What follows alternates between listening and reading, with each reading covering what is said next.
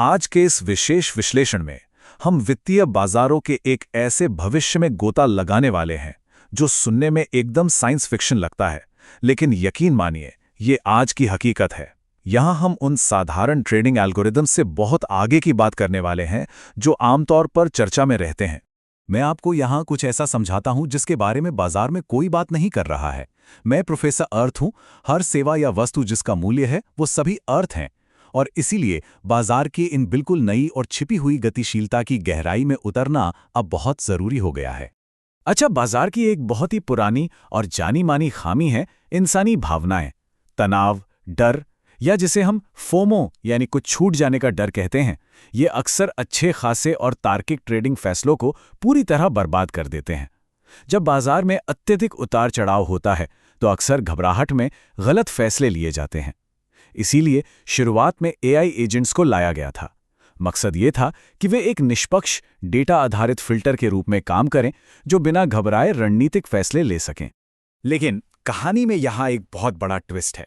शुरू में लगता था कि चैटजीपीटी और जेमिनाई जैसे जनरल एआई मॉडल निवेशकों के लिए सबसे सटीक और निष्पक्ष तारणहार साबित होंगे, पर असलियत कुछ और ही है। हाल के शोध से पता चलता है कि ये उन्नत मॉडल भी अब बिल्कुल इंसानों जैसी कमियों और पूर्वाग्रहों का शिकार हो रहे हैं। उदाहरण के लिए, नुकसान से बचने की अत्यधिक प्रवृत्ति, जिसे लॉस एवर्जन कहा जाता है, अब इन एआई मॉडल्स में भी साफ देखी जा रही है। अब सवाल ये है कि ऐसा हो क्यों रहा है। इसका सीधा सा जवाब है RLHF, यानी reinforcement learning from human feedback. दरअसल इन उन्नत एआई मॉडल्स को इंसानों की पसंद के अनुसार ही जवाब देने की ट्रेनिंग दी जाती है। नतीजा ये होता है कि ये मॉडल्स भी उन्हीं अतार्किक पूर्वाग्रहों को सीख लेते हैं जो इंसानी ट्रेडर्स में होते हैं। वे बिना किसी बुनियादी विश्लेषण के केवल लोकप्रिय स्टॉक्स के पीछे भागने लगते हैं और जोखिम भरे फैसलों में बिल्कुल अतार्किक व्यवहार करने लगते हैं। ये सच में चौंकाने वाला है। तो यहीं से एक बहुत ही दिलचस्प अंतर सामने आता है। एक तरफ वो जनरल पर्पस एआई टूल्स हैं जो आमतौर पर सबके पास उपलब्ध हैं, जिन्हें बहुत बड़े डेटा सेट पर ट्रेन किया गया है, लेकिन उनकी भविष्यवाणी की सटीकता लगातार गिर रही है। और दूसरी तरफ हैं ब्लैक रॉक जैसे बड़े संस्थानों के प्रोप्राइटरी LLMs। इन्हें बहुत ही खास और सीमित डेटा सेट पर प्रशिक्षित किया गया है ताकि वे केवल बाजार की प्रतिक्रियाओं को एकदम सटीक रूप से समझ सकें। डेटा पर नजर डालें तो तस्वीर बिल्कुल साफ हो जाती है। जैसे जैसे जीपीटी मॉडल्स के नए वर्जन आए हैं, अर्निंग्स के बाद के 40 दिनों के रिटर्न्स की भविष्यवाणी करने में उनकी सटीकता असल में कम हो गई है। ऐसा इसलिए क्योंकि वो हर सवाल का जवाब देने वाले एक सामान्य सहायक बनने की कोशिश कर रहे हैं। इसके विपरीत ब्लैक रॉक जैसे प्रोप्राइटरी मॉडल्स, जिन्हें विशेष रूप से लाखों कॉर्पोरेट अर्निंग्स ट्रांसक्रिप्ट्स पर प्रशिक्षित किया गया है, इस मामले में एक बहुत बड़ी बढ़त बनाए हुए हैं। अब ये देखना दिलचस्प है कि बड़े संस्थान इन सटीक मॉडल्स का इस्तेमाल करते कैसे हैं। वे थीमैटिक रोबोट्स नाम के एक बहुत ही तेज और लचीले निवेश उपकरण का उपयोग करते हैं। ये टूल लार्ज लैंग्वेज मॉडल्स को उनके खुद के प्रोप्राइटरी डेटा के साथ मिलाता है। इससे होता यह है कि हजारों ट्रांसक्रिप्ट्स को तुरंत स्कैन करके बाजार की जटिल थीम्स को पकड़ा जा सकता है और लक्षित इक्विटी बास्केट तैयार की जा सकती हैं। इसे एक उदाहरण से समझते हैं। GLP-1 वजन कम करने वाली दवाओं का ट्रेंड ले लीजिए।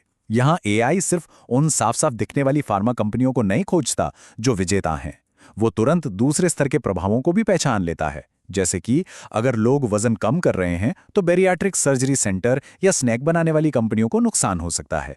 इस तरह की गहरी और छिपी हुई समझ एक बहुत ही मजबूत और विविध इक्विटी बास्केट बनाने में मदद करती है।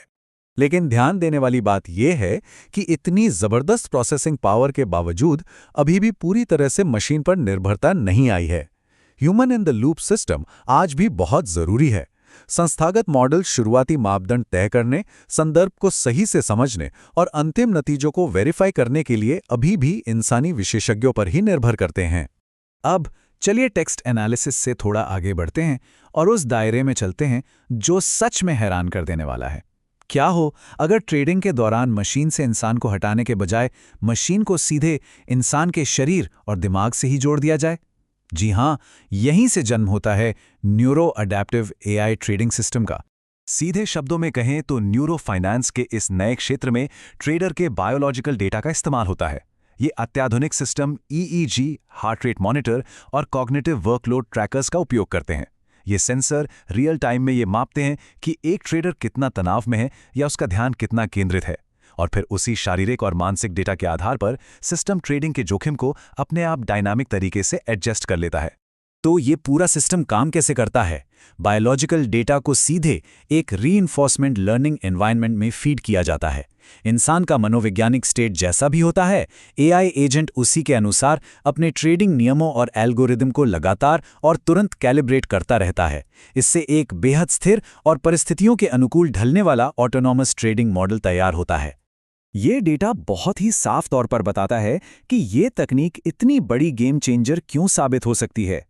जब एक ट्रेडर का तनाव अपने चरम पर होता है तो उसके सही निर्णय लेने की सटीकता गिरकर मात्र 52% रह जाती है।